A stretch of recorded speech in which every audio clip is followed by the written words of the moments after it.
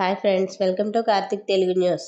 ఇవాళ ఆరోగ్యశ్రీ గురించి మరొక ఇంపార్టెంట్ అప్డేట్ న్యూస్ అయితే రావడం జరిగింది. దీని గురించి మరిన్ని విషయాలు ఈ వీడియోలో తెలుసుకుందాం.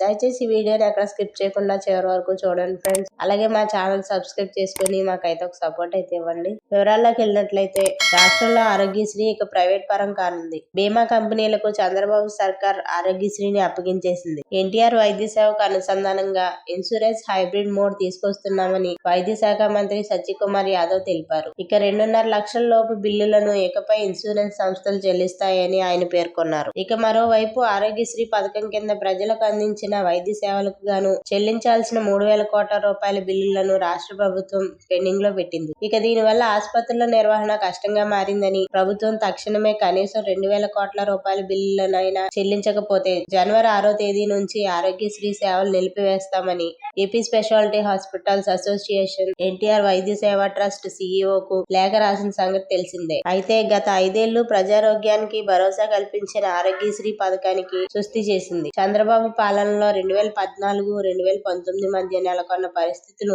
మళ్లీ తిరిగి రానున్నాయని, ఆరోగ్యశ్రీని నీరుగార్చడంతో పేద మధ్య తరగతి కుటుంబాలు వైద్యం కోసం అప్పులు చేయాల్సి వస్తుందని, ఒక పక్క ఆరోగ్యశ్రీ అమలు కాకపోవడంతో మరో పక్క శస్త్రచికిత్సల అనంతరం రోగి కోలుకునే సమయంలో జీవనభృతి కింద గత ప్రభుత్వం అందించిన డాక్టర్ వైఎస్ఆర్ ఆరోగ్య ఆసరా సాయం అందక ప్రజలు చింతిస్తున్నారని ఆరోగ్య శాఖ అధికారులు తెలిపారు. సో ఫ్రెండ్స్, ఇది update news. Thank you friends. Thanks for watching this video. Yeah.